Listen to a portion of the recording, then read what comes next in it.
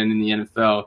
And it's a guy to me that, in my opinion, his play isn't underrated. I think most people acknowledge he's a good player. I just think there's a lack of national conversation about him. To be fair, that could be because there's a lack of national conversation around all tight ends besides Kittle and Kelsey. But that's TJ Hockenson. I think TJ Hawkinson's one of the 5 best tight ends in the NFL. I think he's really good. When you're talking about a complete football player, he's a really good blocker and he's a really good receiver. He's a very good underneath and intermediate receiver. I think he has more down the field speed than he showed. I mean, he's a guy who's averaged about 11 yards per catch in his entire career. But I do think that if you go watch him when he came out of Iowa and you look at his athletic measurements when he came out of Iowa, and he is a guy that can stretch the field vertically a bit more than, he's shown in his career thus far. I think there's other reasons that he's been restricted to only having that many yards per catch. But otherwise, I think he's a great player after the catch. I think he's a physical blocker. I think he's an excellent receiver. I think he's got great hands. I think he's one of the most complete tight ends in the NFL. Frankly, besides Kittle, I think he might be the second most well-rounded tight end in the NFL when you're just saying block. If you're stacking up blocking and receiving, he's not the second best, but I think he has the best combination of blocking and receiving after George Kittle. And I think he's just a guy that hasn't gotten the national acclaim that he deserves. He's been really consistent, really steady since Detroit drafted him. If you remember, honestly, when they drafted him, he was considered a generational tight end prospect. Kyle Pitts obviously blows everybody out of the water this year, but TJ Hockenson was a really big deal before that draft. A lot of people were saying he was the best player in that draft. And I don't know if he's lived up to that, but he's definitely lived up to being a hell of a player for the Lions. So to me, he's the most underrated tight end in the NFL. Yeah, that's an interesting point, because I was going to ask you too, do you think he was worth the pick? Because from what I remember, at least, I don't remember him being a generational athlete, but being a tight end and picked, I want to say he was 9th or 10th.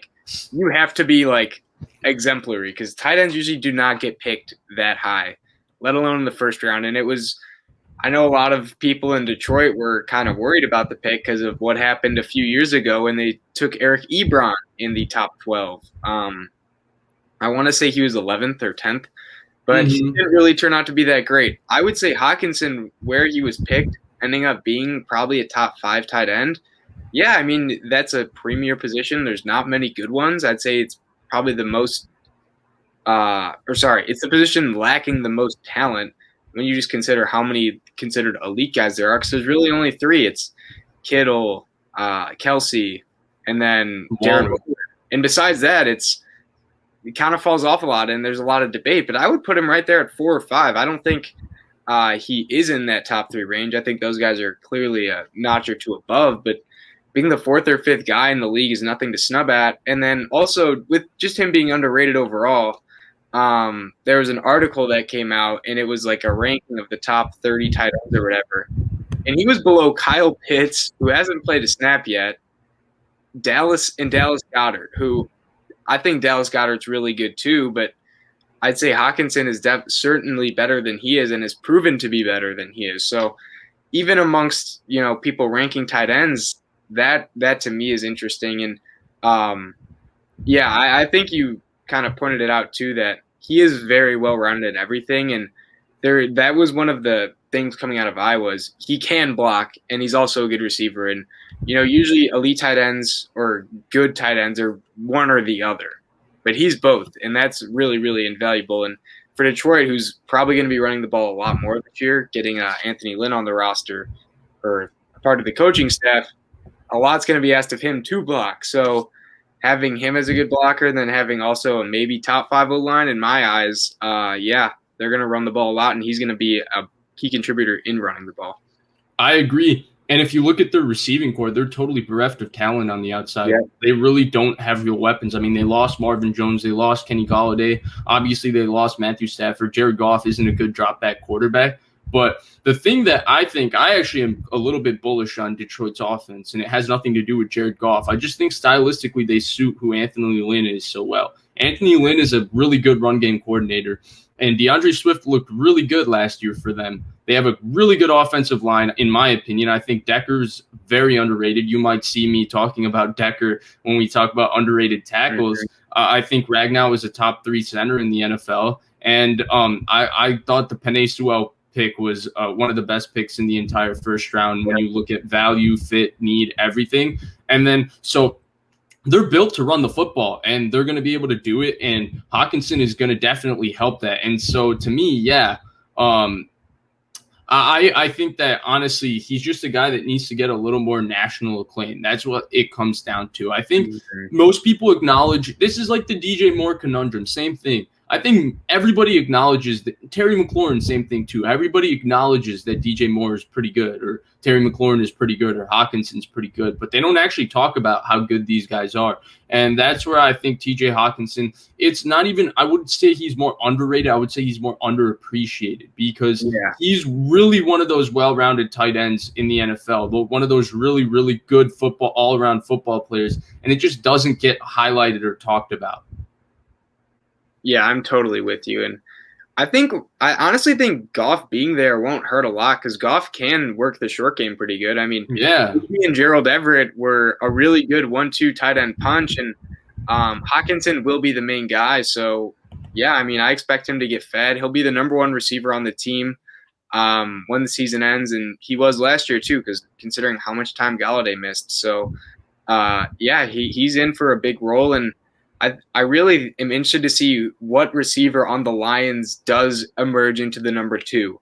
They have Perriman, Tyrell Williams.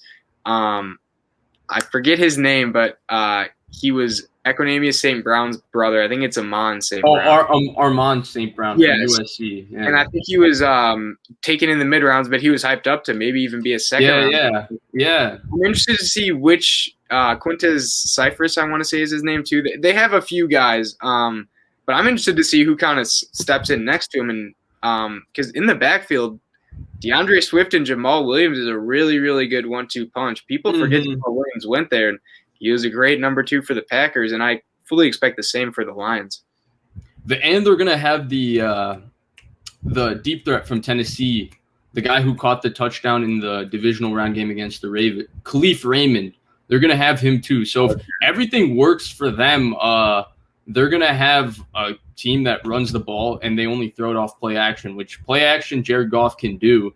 And so, and play action means linebackers come up and it's going to open up things for TJ Hockenson. So yeah, to me, like, again, I'm not like bullish on the Lions doing well next year, but I don't think the roster is as bad right now as it's been laid out to be.